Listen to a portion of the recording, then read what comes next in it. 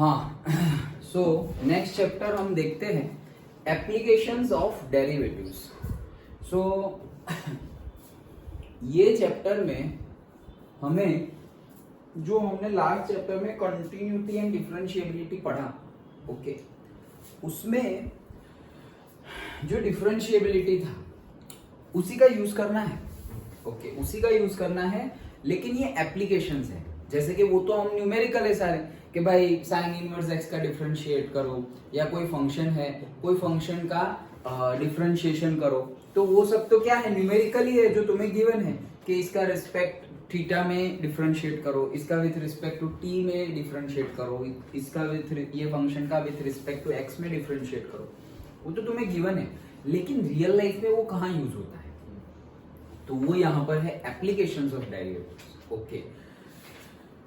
कि अगर कोई चीज बढ़ रही है, ओके, सपोज ऐसा समझो वो रिवर है, रिवर फ्लो हो रहा है, ओके, अभी जैसे कैसे नर्मदा में कितना पानी आ रहा है, तो सपोज हमें पता है कि रिवर में रेगुलर फ्लो ऑफ वाटर जो होता है तब वेलोसिटी क्या होती है, ओके, कोई एक जगह पर पर्टिकुलरली सपोज भरूच पर रेगुलर फ्लो वेलोसिटी बहुत स्लो होती है, नेग्लिजिबल जैसी होती है। लेकिन मान लो कि बहुत ही स्लो है, और जब मॉनसून हो या फिर डैम में से पानी छोड़ा जाए, ओके, तब कितना फ्लो होगा। तो हमें अगर पहले के डेटा पता है कि भाई नॉर्मल डेज में इतना रिवर फ्लो होता है, इतनी वेलोसिटी से रिवर फ्लो होता है, और जब डैम में से इतना पानी छोड़ा गया, वो वैल्यू तुम्हें पता है, नहीं बोलते, अब न्यूज में नहीं आता इतना क्यूसेक पानी छोड़ा गया, ये तो इतना पानी छोड़ा गया। तो अब बताओ कि वो जो वेलोसिटी वहां जो तुम्हें पता थी कि सपोज 2 मीटर पर सेकंड थी वाटर की वेलोसिटी, उसमें कितना इंक्रीज हुआ होगा। सोचेंगे यार ये कैसे पता चलेगा, ओके, वहीं पे ये यूज होता है कि अगर हमें पहले का डेटा भी पता है और अभी जो चेंज हो रहा है उसके बारे में भी थोड़ा बहुत पता है, तो ये चेंज की वजह से बहुत सारा सब कुछ चेंज हो जाएगा। तो ये कितना चेंज होगा वो वैल्यू हमें एप्लीकेशंस ऑफ डेरिवेटिव्स डन। तो ये तो एक रफली जो आइडिया है वैसे ही एग्जांपल बताया, लेकिन वैसे ही सारे एग्जांपल्स न्यूमेरिकल्स हमें सॉल्व करने हैं, ओके, जिससे कि हमें डे टू डे लाइफ में पता चले कि अच्छा ये हो रहा है और ये चेंज हुआ, मतलब नॉर्मल सिचुएशन है लेकिन अचानक से ज्यादा हो गया है। जैसे कि सपोज इस बार भी बारिश अच्छी खासी हुई, लास्ट टाइम भी अच्छी हुई थी, तो लास्ट टाइम की कंपेयर में भी ज्यादा बारिश हुई। तो कितनी ज्यादा बारिश हुई, तो हम बोलेंगे कि लास्ट ईयर की कंपेयर में सपोज दिस मच ईच और mm whatever, this much each और mm ज्यादा बारिश हुई particularly in this month, okay. तो उससे जो हमारा वाटर लेवल है, रिवर का वाटर लेवल और से ग्राउंड वाटर लेवल, वो इंक्रीज होगा। तो वो कितना इंक्रीज होगा, तो हम सोचेंगे अरे ये बारिश हुई उससे ये कैसे पता चलेगा, अरे लास्ट टाइम का डेटा है हमारे पास कि लास्ट टाइम का ग्राउंड वाटर लेवल कितना था, ओके, और बारिश कितनी ज्यादा हुई वो भी डेटा भी हमारे पास है, तो उससे ये भी ढूंढ सकते हैं, ओके। तो ये एप्लीकेशंस है, ये तो सिर्फ आइडिया समझ में आया इसलिए, ओके, अदरवाइज बहुत ही इजी चैप्टर है, वही डिफरेंशिएशन करते जाना है, ओके। चलो स्टार्ट करते हैं। सो पहला तो टॉपिक है rate of change of quantities. Rate of change of quantities मतलब क्या, जैसे कि अगर हमारे पास ये y है, y इज से f ऑफ x, ओके। सो कोई हमारे पास फंक्शन है f जो x में वेरी करता है, हमारे पास कोई फंक्शन है f जो x में वेरी करता है। अगर मैं x बहुत ज्यादा छोटा सा ले लूं, बहुत ज्यादा छोटा सा, ओके, से डेल्टा x ले लूं, तो ये जो y में मुझे चेंज मिलेगा वो भी बहुत ज्यादा छोटा सा मिलेगा, डेल्टा y, ओके। तो अगर मैं ऐसा ले लूं तो वो क्या हो जाएगा, delta y is equals to f of से डेल्टा x, डन, ऐसा ही हो जाएगा। अगर ये डेल्टा x मैं और भी ज्यादा छोटा ले लूं, मतलब ये छोटा लिया, मतलब यहाँ पर क्या है, सपोज 1 2 3 4 ऐसा कुछ x की वैल्यू ली और y मुझे मिल रहा है, लेकिन x की वैल्यू मैंने छोटी ले ली। अब मैं 1 2 3 में बात नहीं कर रहा हूँ, अब मैं बात कर रहा हूँ से 0.1 0.5 0.9 वैसी बात कर रहा हूँ, तो मैं डेल्टा x लूंगा। लेकिन मैं एकदम छोटी सी ले लूं, एकदम छोटी सी मतलब जितनी पॉसिबल हो ना छोटी, उतनी छोटी ले लूं, तो मैं से x की वैल्यू, x में जो चेंज आएगा, मतलब डेल्टा x जो x में जो चेंज आएगा उसकी बात कर रहा हूं, वो अगर मैं बहुत ज्यादा छोटा ले लूं से 0.0000001 ऐसे, ऑलमोस्ट उसको जीरो ही बोलते हैं, इसको ऑलमोस्ट जीरो ही बोलेंगे ना, कितना छोटा सा चेंज है। ओके, इतना छोटा अगर मैं चेंज ले लूं तब हम बोलेंगे कि भाई इसको हम लिख सकते हैं dx। ओके, तो एक है हमारा x, फिर डेल्टा आता है उससे छोटी क्वांटिटी, ओके, और d आता है उससे भी सबसे छोटी, भी मान लो सबसे छोटी क्वांटिटी जो पॉसिबल है उतनी छोटी क्वांटिटी हम ले रहे हैं। तो अगर हम इसको लिख देंगे क्या, लिमिट लगा देंगे और delta x tends to zero, ये delta x tends to zero ही है, जीरो की तरफ ही जा रहा है, देखो कितना कम हो गया है। तो अगर वो लगा दे हम ये फंक्शन को, तो तब हम यही फंक्शन को रिप्लेस करके ऐसा बोल सकते हैं dy by dx is equals to particularly हमारा फंक्शन है। सिंपल है। ये जो डेल्टा है, ये जो हमें डेल्टा y बाई डेल्टा मतलब ये डेल्टा के फॉर्म में मिल रहा है, इसको हम डेल्टा पढ़ते हैं और इसको हम d बाई dx ऐसे पढ़ते हैं। चेंज, दोनों चेंज ही है, दोनों चेंज ही है, ये डेल्टा भी चेंज है, ये d भी चेंज है, लेकिन ये बड़ा चेंज है और ये छोटा चेंज, दोनों है तो चेंज ही। ओके, तो ये हम जब लिखेंगे, okay, delta y delta x और फिर और छोटा चेंज होगा तो हम लिख देंगे dy बाई dx। डन। इसको हम एवरेज रेट ऑफ चेंज भी बोल सकते हैं, एवरेज रेट ऑफ चेंज, जो बड़ा बड़ा चेंज है उसको एवरेज रेट ऑफ चेंज भी बोल सकते हैं। और फाइनली ये जो है हमारा rate of change of quantity, कोई भी क्वांटिटी का रेट ऑफ चेंज। अब ये चेंज किसके रिस्पेक्ट में है, जनरली चेंज किसके रिस्पेक्ट में गिवन हो तो वो लिखो, अगर नहीं गिवन है तो तुम विथ रिस्पेक्ट टू टाइम ले सकते हो, क्योंकि टाइम की रिस्पेक्ट में तो हमें पता है सब कुछ चेंज ही हो रहा है। करेक्ट, टाइम की रिस्पेक्ट में तो सब कुछ चेंज ही हो रहा है ना, कुछ भी ऐसा है कि कांस्टेंट है। हाँ चलो मान लो कुछ कांस्टेंट हो भी तो वो बहुत छोटे टाइम पीरियड के लिए है। अगर पूरा टाइम का हम बात करें, ओके, तो टाइम तो भाई इनफाइनाइट है। ओके, तो उसकी बात करें तो फिर तुम्हारे लिए 10 साल भी अगर कोई चीज तुम बोल दो कि ये सर ये 10 साल के लिए कांस्टेंट, तो 10 साल तो पूरे, अभी मैं बोलूं कि एक युग है, युग, पूरा का पूरा युग, उसकी कंपैरिजन 10 साल से कहाँ कर सकते हैं, तो वो तो कांस्टेंट है ही नहीं, वो तो वेरी कर रहा है, ऐसा ही बोलेंगे। ओके, इन दैट सेंस सब कुछ ही विथ रिस्पेक्ट टू टाइम, वो नहीं, हमारा एक इंग्लिश में कोट है, the only certainty in this world is uncertainty. Okay, एक ही चीज सर्टेन है क्या, अनसर्टेनिटी, सब कुछ ही अनसर्टेन ही है, कुछ भी हो सकता है कभी भी।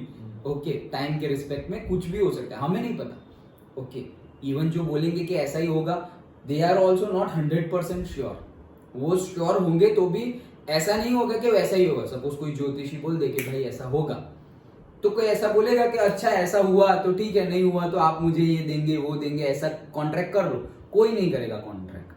क्यों, क्या उसके नॉलेज पे उसको भरोसा नहीं है? भरोसा है, लेकिन वो वैसा होगा, वो बहुत सारे सिचुएशन के ऊपर डिपेंड है। ऐसा नहीं है कि ऐसा करोगे तो ऐसा होगा, वो टाइम वैसा होना चाहिए, वो जगह वैसी होनी चाहिए, जो तुम कर रहे हो वो कंटिन्यूअसली करते रहना। जैसे डॉक्टर भी बोलते हैं ना, भाई अब तो तुम बहुत ज्यादा स्मोकिंग करते हो, अल्कोहल करते हो, दो ईयर है तुम्हारे पास, 2 साल है, तो वो किस रिस्पेक्ट में बोल रहे हैं? वो क्या फ्यूचर उनको पता है 2 साल में इनकी डेथ होगी? नहीं, वो एनालिटिकल जो पढ़ा हुआ है उसके बेस पे बोल रहे हैं कि भाई अभी तुम्हारी सपोज ये लंग, किडनी, ये वो, हार्ट, सबकी कंडीशन ये है और उसका डिटोरियोरेट ऐसा चल रहा है।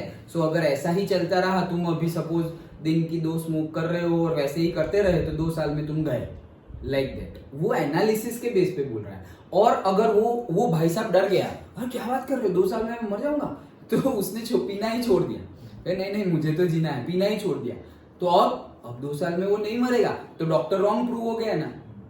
But in particular case doctor wrong भी नहीं है, क्योंकि डॉक्टर ने कौन सी कंडीशन पे बताया था, सब कुछ सही सही रहे तो ऐसा होगा। Okay, so that is the thing, time के रिस्पेक्ट में तो सब कुछ चेंज होता ही रहता है। ओके, सो इसीलिए अभी मैंने 2 दिन पहले ही एक कोट पढ़ा था, जो एक्चुअली मैंने भी दूसरे सेंस में मैंने अपनी तरह से कोट बना के लिखा था, लेकिन अभी मैंने देखा क्या कि जब तक तुम्हारी डेथ ना हो जाए ना, तब तक सारी ही डिफीट साइकोलॉजिकल होती है। हमारी जितनी भी डिफीट हो ना, जहां जहां हमारी फेलियर हो ना, वो सारी की सारी फेलियर जब तक हमारी डेथ नहीं होती ना, वो सारी फेलियर साइकोलॉजिकल है। साइकोलॉजिकल है सर, एक्चुअल हुई है, अरे एक्चुअल हुई है, लेकिन उसको ओवरकम तो कर सकते हैं ना, उससे भी अच्छा तो गेन कर सकते हैं ना। ओके जब तो कब कर सकते हैं, जब तक जिंदा है तब तक तो कर ही सकते हैं, तो फिर रोने की क्या बात है, हो गया, लेकिन उससे भी तो अच्छा कर सकते हैं। फिर हम वहीं पे अटके रहे तो वो साइकोलॉजिकल है वैसा। ओके चलो तो यहाँ आते हैं, तो बहुत ही बेसिक फंडा है हमारा। क्या करना है, हमें डिफरेंशिएट करना है, कुछ नहीं गिवन होगा तो विथ रिस्पेक्ट टू टाइम करना है, अदरवाइज तो गिवन ही होगा। ओके और तुम यूनिट यहाँ पर चेक करके भी कर सकते हो कि जो भी डेटा गिवन है वहां से तुम आइडेंटिफाई कर सकते हो कि किसके रिस्पेक्ट में करना है। ध्यान से पढ़ना, हमेशा ऐसे जल्दबाजी में विथ रिस्पेक्ट टू टाइम भी मत कर देना। अगर वहां पर बोला गया है कि इसके रिस्पेक्ट में तो उसी के रिस्पेक्ट में करना पड़ेगा। सो बहुत ही इंपॉर्टेंट है यहाँ पे, क्योंकि जो लास्ट चैप्टर में हमने डिफरेंशिएट किया वही यहाँ पे करना है, सेम है, कुछ अलग नहीं है, लेकिन प्रॉब्लम स्टेटमेंट के तौर पे गिवन होगा, स्टेटमेंट होगा, तो अच्छे से ध्यान से पढ़ना है। ओके तो वही चीज यहाँ पे लिखी हुई है, और dy/dx तुम्हें करना है, और अगर पूछा होगा कि कोई पर्टिकुलर जगह पे ये वैल्यू फाइंड करो तो उसकी वैल्यू भी गिवन होगी। ओके देखो जैसे कि छोटा सा एग्जांपल देख लेते हैं। देखो क्या बोला है, find the rate of change of, rate मतलब क्या, विथ रिस्पेक्ट टू टाइम। अगर कुछ ना बोले, रेट वर्ड हम कहां यूज करते हैं, जैसे रेट ऑफ वर्क डन तो हम नहीं बोलते पावर फिजिक्स में। ओके तो रेट मतलब विथ रिस्पेक्ट टू टाइम, लेकिन अगर उन्होंने बोला होगा विथ रिस्पेक्ट टू दिस तो वो फाइंड करेंगे, नहीं गिवन तो टाइम के respect. Okay find the rate of change of area, मतलब एरिया चेंज हो रहा है, तो रेट चेंज हो रहा है मतलब d a, rate of change of area of a circle पर सेकेंड विथ रिस्पेक्ट टू, देखो यहाँ पे बोला है with respect to its radius, ऐसा बोला है, तो मैं da/dt नहीं फाइंड करूंगा। अब rate of change of area का मीनिंग तो da/dt होता है, लेकिन उन्होंने बोला है with respect to r find करो, तो da/dr फाइंड करूंगा। डन। ओके अगर नहीं बोला होता तो मैं da/dt फाइंड कर देता। Okay so find the rate of change of area of a circle पर second with respect to its radius when r is equals to 5 centimetre, ऐसा बोला है सपोज एग्जांपल 1 में। तो क्या करेंगे, हमें क्या है, सर्कल है क्या, हाँ सर्कल है, तो सर्कल का एरिया हमें पता है, area of a circle is equals to what, pi r square. हमें ढूंढना है da/dr, तो मैं r के रिस्पेक्ट में इसका डिफरेंशिएट करता हूं, तो ये क्या हो जाएगा, पाई तो कांस्टेंट है, r स्क्वायर का r के रिस्पेक्ट में क्या होगा 2r, यस ओके डन। तो ये हो गया 2 पाई r, ये ढूंढना था मुझे da/dr, लेकिन da/dr कब ढूंढना था मुझे, when r is 5, so when r is equals to 5 centimetre, तो यहाँ पे डाल दो। Okay 2 pi and 5, so that is 10 pi centimetre. Okay अब देखो यूनिट, एरिया किस में होगा, एरिया किस में होगा, सेंटीमीटर का स्क्वायर में होगा, और रेडियस किस में होगा, सेंटीमीटर में होगा, तो हमारा आंसर आएगा सेंटीमीटर में। डन, बस दैट्स इट, खत्म। ऐसा ही करते रहना है सारे न्यूमेरिकल में। डन। ओके सो यही है हमारा कंसेप्ट, और तो कोई कंसेप्ट है नहीं, बस इतना छोटा सा कंसेप्ट था। अंडरस्टूड, समझ में आ गया। स्टार्ट करें एक्सरसाइज। ओके